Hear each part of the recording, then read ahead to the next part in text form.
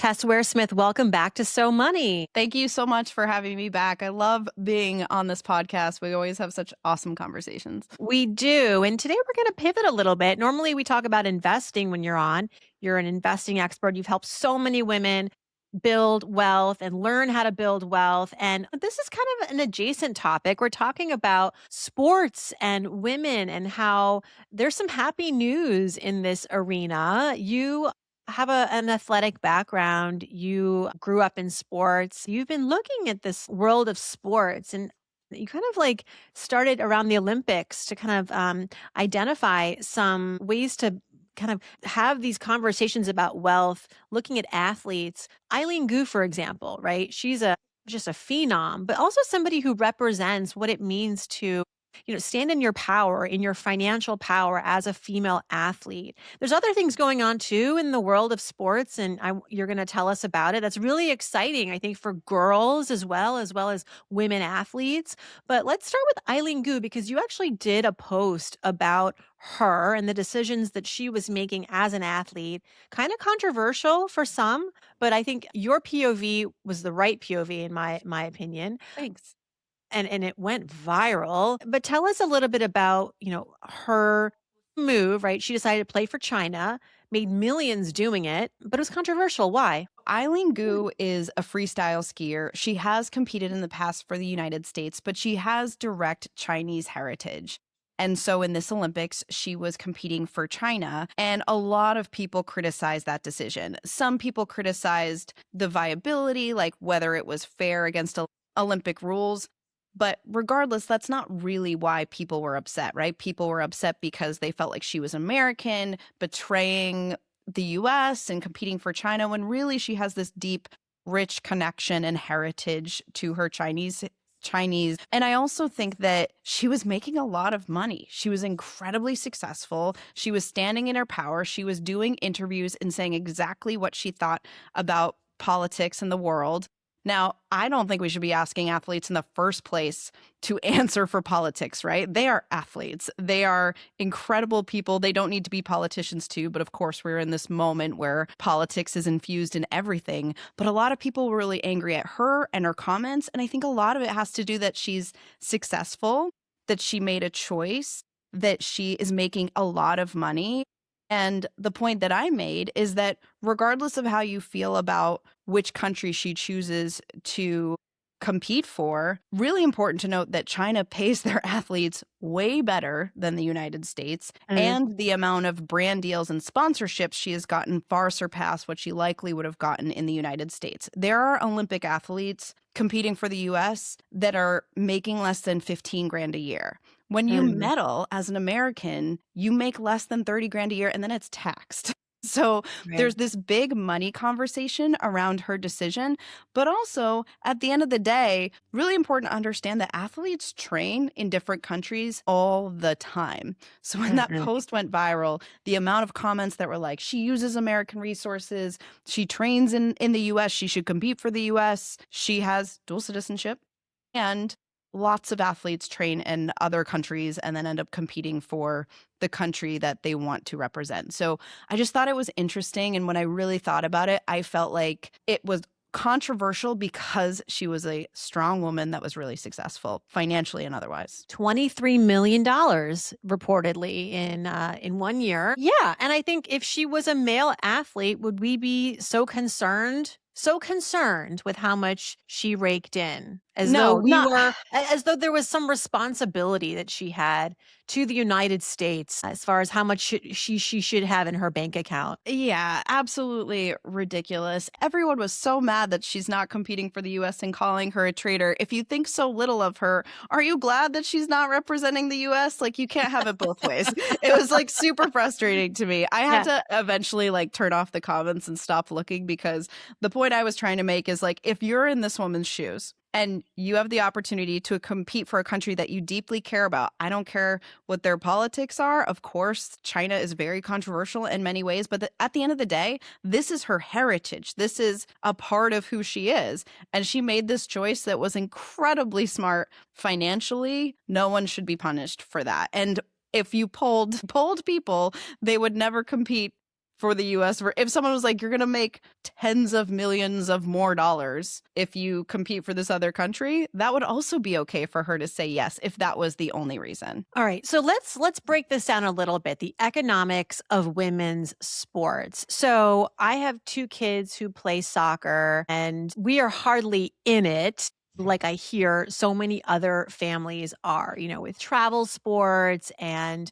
I'm on a lot of these like Facebook groups where, at the high school level, parents say, my son just started high school football, but unbeknownst to us, like we need to get him training outside of practice so that he can learn football and actually play these games because the coaches aren't actually teaching them how to play football. Like, what? So there are all these layers of expenses that parents now have to be accountable for, not to mention, all of the expenses for travel, the uniforms, et cetera. And that's like just so that they can play. This isn't because they're exceptional, because they're on their way to getting scholarships for college and playing pro. So let's start at like kind of that level, that is it worth it for parents to be paying all this money? And then like there's the other issue, which is that I've seen this too, where because of the schedule of sports too, you're missing out on a lot of other things, travel, family time, dinners around the dinner table with your family, spring break, you can't go on vacation, you're going to lacrosse camp or whatever it is. And those are all decisions they're happy with making, but we're not making those decisions as a family, we've decided. And maybe it's because my kids don't push hard enough and I'm not an athletic parent, but like I just don't understand how we got to this point as a nation. Yeah, and what's tricky now is it does matter, especially for women and for girls. The stats and the link between sports as a child and success professionally are undeniable. There are stats like 94% of women in C-suite roles played sports in high school or college. Obviously, a lot of incredibly important career skills you learn during sports, teamwork, resilience, leadership under pressure, all of these skills that are incredibly important for being successful in the workplace. And so the link between not necessarily even competitive sports, although there is a strong link between competitive sports and success at the highest levels of business. But even just having access to these sports is becoming incredibly expensive. The research is saying if you want your daughter, most of my research focuses on women. So basically the research is like, if you want your daughter to be successful, you need to get them on a team. But then at the same time, the costs are up 46% since 2019 to 2025. The cost to put your kid in sports is up 46% faster than inflation. And so the challenge now is how do we reconcile the fact that you need access, and on average, families are spending $1,500 a year per kid per sport, per primary sport. That's not even including all the other sports. And honestly, that number seems very low to me when you Yeah. consider like maybe that's the coaching. I was trying to find a study on that really included all the variables because you have to consider like the coaching, the time, the uniforms, the travel, the gas. Like it is very expensive and access is a problem. So if all kids don't have equal access to sports, it is going to affect them later in life, and not just for, like you said, those scholarship athletes. This is an incredibly important opportunity to build those leadership skills. So that's one of the things I'm most concerned about is how much money families are spending and who can afford to spend that money, because it is going to impact you later on in life. And this is documented in so many ways. So what I'm hearing is sports are important for a host of reasons, leadership, look, not everybody wants to aspire to a C-suite office or corporate job for that matter, but leadership is important. I mean, having a brush with leadership and teamwork, and frankly, just getting off the couch and getting off a screen, Well, yeah. exercise, moving your body. Physical activity, I get that. You don't have to be in a team sport setting though to get that, right? You can just go out and, shoot some hoops in your backyard and save the $1,500. But I get that. So that's important, getting out, let's say a team sport, a recreational something. But it's getting more and more expensive, so access to that is harder and harder. So then what? What do we do? Yeah. So then I think one of the most important things that I do want to cover is what's happening in women's sports professionally and hopefully how that can link back to what we can do for kids. So right now there's an access problem for sure. It's getting more expensive, but we are also in this incredible moment, and this is where I get to share like good news in the middle of just like the worst news cycle that's constantly ongoing in the US, is that women's sports right now is having an incredible amount of growth professionally. And I think that there's an opportunity for that to really create more visibility and highlight the importance of making sure there are programs that are accessible, that are funded for all kids, not just women. But I think it's really, really important to recognize that. And also, of course, women do end up donating more than men. There's more of a focus on community and social connection. And what we're seeing right now is this really cool transformation where TV time is changing dramatically in terms of like who we are seeing on TV.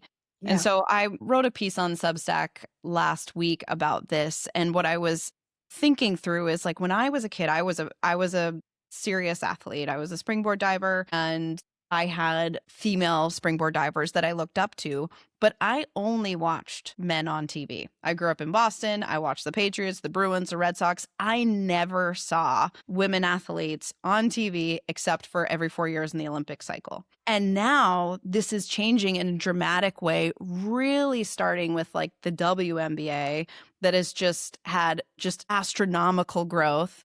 And they just actually signed a massive collective bargaining agreement, which is increasing not just the salaries of the players, the league is expanding. There's way more media deals. And so now the share, the percentage of athletes that we're seeing on TV is going to be much higher. We're going to start seeing more of women's sports. And so you might be like, okay, well, but how does that like give kids access, right? Like that's a big leap. But when you really think about it, first of all, it's not just the WNBA. The amount of investment in women's soccer has increased dramatically. I could like litter off stats around that for days. There's new professional leagues for women in volleyball and 3-on-3. There's all kinds of stuff happening in this world. And that's going to create new organizations and new positions. And it's going to create new C-suites, new marketing, sales, all of these organizations that are focused on getting women visible and in power. And I do think that that matters because when you're 13, you're like, when I was 13, I was watching Tom Brady. I didn't have a mirror of women in their power negotiating deals and being really visible. And if that changes, which it already is, and like the most meteoric growth possible is happening right now in some of these professional leagues for women, we're going to start to see that. And then there's going to be more investment in that. And all the time you see these athletes funding these programs for kids. And so I think that that is really this opportunity. And like, I can't even begin to explain the growth, like some of the growth as far as like the salary cap, for example, for the average WNBA team before this year, before 2026, was 1.5 million. That's like how much the team can spend on salaries. It is now 7 million in 1 year. And that's supposed to increase dramatically over the next several years of this agreement. That's just year one. Wow. So Do you we're, go yeah, ahead. no, go. I remember years ago, before the pandemic, I remember covering the women's soccer league, and they were negotiating their pay, arguing that, like, look, we have as many, if not more people attending our games. We won, I think it was their World Cup. Do you remember that? And Yeah. they were yeah, and I think they got pretty far in their negotiations, but it made so much news, and it was kinda like the first time you saw, like, this collective bargaining, and here, fast forward, and to hear this is like, we've made a lot of progress. It feels like it's been slow, but now it's, like, in rapid succession. Yeah, it's been really slow. And that's because the logic was like exactly what you said. Like, oh, well, people said, oh, well, less people are interested in women's sports. The attendance is lower. It doesn't drive the same revenue. So women shouldn't make as much money, which is an absolutely ridiculous argument because media coverage in sports always matters because investment dollars will follow that. So Mhm. when women's sports for like 3 decades had barely any visibility, and then all of a sudden social media started to democratize attention. This is one of the good things about social media is now we're getting access to the players directly and they're sharing more about what they're doing and they're gaining more followers and more viewership, and that is turning into brand deals and money in their pockets and interest in the sport. Now, all of a sudden, there's investment, and the sports have grown dramatically super fast. The best metaphor I can think about is up until now, a lot of professional women's sports have not been shown on TV, and that is only because of a choice, right? It would be like opening a restaurant, not telling anyone it existed, and then being like, oh, no one showed up. Like this was a failed restaurant, Mm, right? Like that's absurd. And that's what's been happening. So everyone that says, oh, well, like women's sports don't make as much money, it's like, well, you have to invest in them. So they've been underfunded this entire time. And now, yeah. as soon as the funding has started, the growth is absolutely insane. Like the statistics in terms of like increase in salary and brand deals. I think the women's soccer team just signed a 4-year media rights deal worth like 240 million, which is 40 times more than their previous contract. 40 times more. These are like huge numbers. Talk about an investment. Like I hope that there is some fund that we can invest in as women to support this growth, because this is really where we should be putting our money. It's just been underfunded this entire time. Wow. I want to go back to parents listening to support their kids, especially their daughters in sports, without recognizing that, it may take time for this trickle down effect that you're talking about. Currently, how to support their kids without overspending or burning out financially and also just energetically, because it's a lot.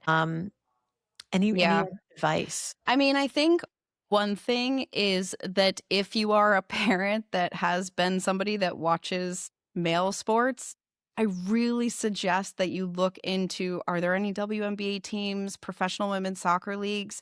Getting your kids exposure to these leagues Mm. is incredibly powerful. I told a story the other day when I was speaking in that I never pursued my dream job was to be an ESPN reporter. That's what I wanted. And I never pursued that dream. And I don't really know, and I didn't really know why until now. And when I really thought about it, I was like, why wouldn't I do that? I was an athlete. I was very confident. Being an athlete allowed me to pursue business and investing in a more confident way, I think. When I really look back on my life and my financial independence and the career and financial choices I've made, I think I have more confidence because of sports. But one thing I didn't see was a mirror. There were very few women reporters, and there were zero professional women I was watching in sports. And I think that's so powerful. So one thing I would say is if we can show and give our kids exposure to the fact that there is more happening than just men's sports, is going to help them dream bigger and see the mirror. Like Alona Mar is another amazing athlete. She's a rugby player. If you don't follow her online, highly suggest you do. She's incredible. And I think she's valuable because she's an athletic, strong, some would say bigger woman, which I think is a ridiculous thing to say. She's just a strong woman. But there are millions and millions of young girls following her having a more positive body image because they see this mirror now that we've never had before. So I think that that's one way. I think as far as supporting your kids financially and finding activities that are going to work for them, there are a lot of really great nonprofit programs that create access to sports. There are scholarships as well, depending on where you are.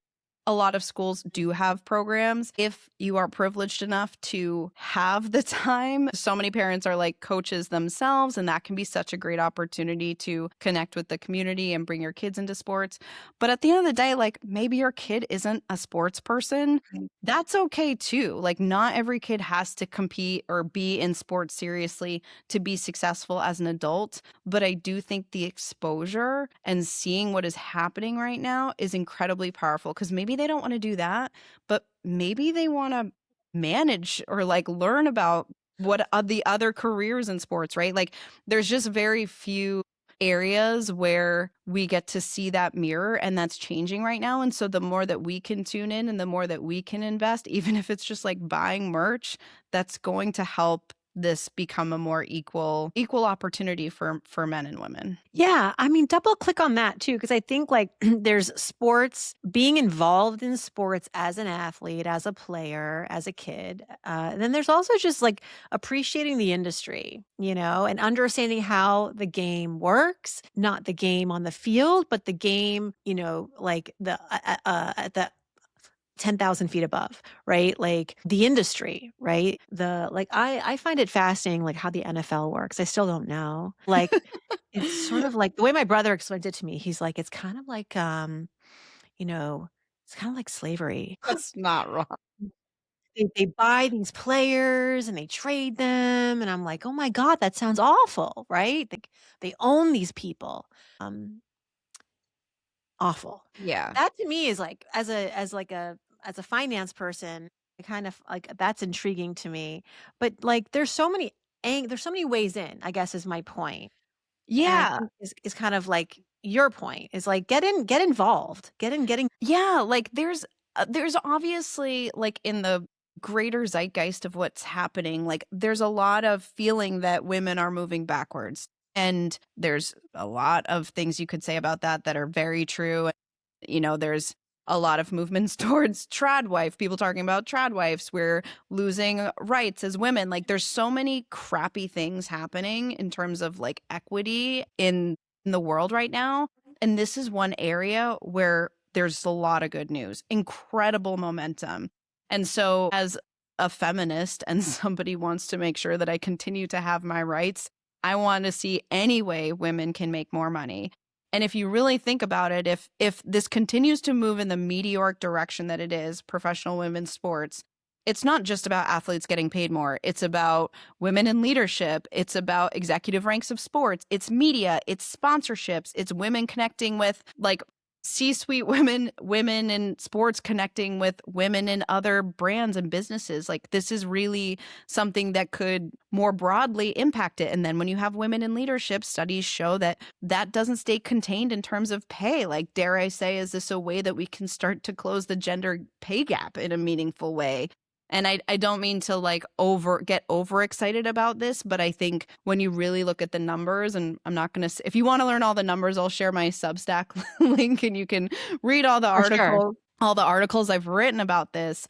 But there's just so much good happening in this world now that I think it's something we should all pay attention to, because I really believe that investing in women's sports, whether it's by actual money or just like time and visibility or attention, has the potential to make all women richer in a moment where there's a lot of negative news and a lot of women feel like we're moving backwards. Right. Oh my gosh. So I'm gonna make one edit to what I said. And I said the NFL is like slavery. I'm gonna credit someone for saying that. So I'm gonna go Okay. back. I'm gonna say it's like, okay, it's like Colin Kaepernick. I think he famously criticized the NFL. He compared the NFL draft to slavery. Like that's a provocative statement, but like I guess my point being like there's a lot of ways in and like to analyze the industry, the athletic industry. It's a fascinating, complex industry, whether that's football or soccer or hockey or tennis. I'm glad we're having this conversation. I never talk about really sports on So Money. And I'm so happy I'm doing it with a woman. Yeah, thank you. I'm so happy to be talking about it too. We were, before we hopped on, talking about our social media feeds, and it's very easy to see the same negative news. And I don't mean to, of course, minimize some of the really important things that we all need to be paying attention to and advocating for, especially as women. But I do think this is a moment that not enough people are paying attention to. And when you look at the potential increase in money and visibility and access, it's just really exciting to see this. And it's not just isolated to the WNBA. And I'm really excited, and I hope to see more opportunities for non-athletes to get involved too, and to invest in teams that are owned by women. And I just think it's so important that we highlight some of the good things happening and some of the amazing women that are making this happen.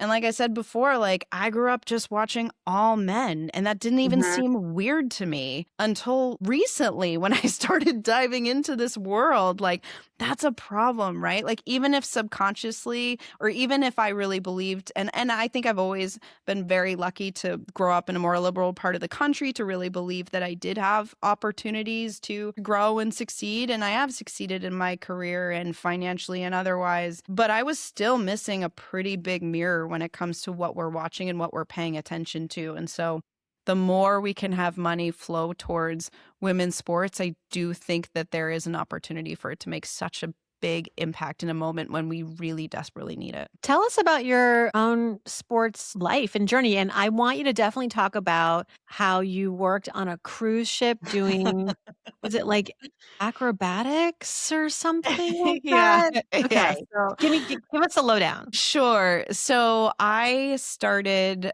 my main sport was a springboard and platform diver. I did that from the time I was 8 years old through college. I was very privileged. I was able to get a full athletic scholarship to school, which was great because there was no way I was going to be able to afford that.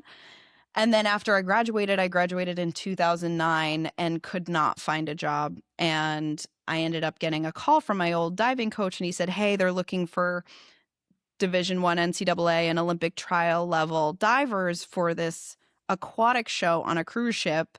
To which I immediately said, "That's ridiculous. I have a business degree now. I'm a big deal. Like, I'm not going to do that." And then 2 months later, when I couldn't find a job, I called him back and said, "Sure, I'll do whatever that is." And so I ended up working and living on a cruise ship for 3 years. And I did aerial acrobatics, high diving, kind of like Cirque, maybe like Cirque B. And I did that for 3 years. And honestly, it changed my life because I was able to save a lot of money while working on the cruise ship because I didn't have any living expenses. And that's how I started to invest in real estate and the stock market, and why now I'm so passionate about financial education and love teaching women how to invest, because I was very lucky to have this strange course of events that ended up allowing me to have the resources to start investing at an early age. So that's kind of how I ended up talking about sports and money on the internet, and being so passionate about making sure that women understand how to have agency over their money. Wow. 3 years on a cruise ship. Yeah. How did you getting like crazy sick? I mean, really, like how did you avoid like the plague on a cruise ship for 3 Are years? you referring to the Poop Cruise documentary on Netflix? And yes. Yes, I guess. I never watched it, but sure, yes, that. It's disturbing. I don't recommend watching it, to be honest. It's a little bit too distressing. Honestly, the cleaning protocol, I worked for Royal Caribbean, and in many ways it was a great company, and the cleaning protocols on that ship were incredibly detailed. Like the amount of cleaning and turnover, the way that things were handled, if there was anything off right away, they were very serious about containing and making sure everything was clean. So it wasn't as bad as probably a lot of horror stories that you hear, but as an adult, I've actually never been on a cruise that I wasn't working, and I don't really plan to. I think there are other ways I'd prefer to travel. So this is like the Mr. Money Mustache way of life where he's like, "Why pay for a cruise when you can work on a cruise and make money experiencing leisure while also earning at the same time," right? Like his philosophy is like most humans would rather spend their time making an impact and getting kind of their hands dirty rather than just like arriving somewhere and being served. While it's fun, sure. I mean, everybody would like to go to a restaurant and go on a cruise, but like not all the time, maybe not everybody would like that to go and work. But I think, I don't know, what would you say? Like, would you like to just like sit on a cruise for 3 years or like maybe work on a cruise for 3 years? I don't know. TBD. Well, it's tough because I had a unique job where I didn't have to work that much. Yeah, a little bit of both. So as a performer, I had a little bit more freedom in terms of my time. I was able to get off in the ports of call where much of the ship I worked on was huge, Farnoosh. It was 6,500 guests, 2,000 crew. It was a massive ship. And a lot of the crew was not able to get off in the ports of call because they had to work crazy hours. So I will say, for anyone thinking to work on a cruise ship, look into it. It can be fun. However, depending on the career you choose, it can be incredibly hard work and very long hours. So I honestly am very grateful for the time because I also started reading investment books that some random guy on the ship gave me. Like there was like a lot of perfect things had to line up for me to end up learning about the basics of investing and starting very early, but most people don't have that. Well, it all started with sports, bringing us back to the theme of the episode. It all started with It sports. did. It did. Tess Ware Smith, thank you so much. And thank you for bringing this topic to light. I wouldn't really have known to dive into this topic if you hadn't really brought it to my doorstep. So thank you so much. Yeah, thank you so much for having me. I hope it inspires some people to get involved, even if it's just paying attention and hitting like on some WNBA post. All these little bits mattered. And I think if you're looking for some good news in your feed, this is a trend that is continuing to move in the right direction for women.